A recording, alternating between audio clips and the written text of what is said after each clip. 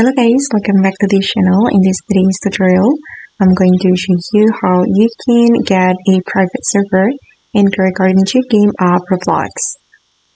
Okay, first you're going to search for the Grow a Garden 2 game, this one, and then you're going to click on this icon, and here you'll be able to create a private server.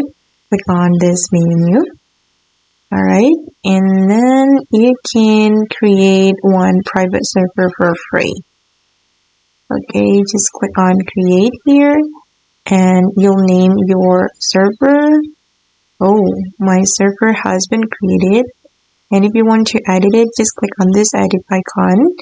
And then you're going to name it according to your favorite name. Okay, if you want to edit your name, click on this menu and you can change your name. Okay guys, and that's how you can get a private server in Garden 2 game of Roblox. I hope this video will be useful for you. Thank you so much for watching and bye!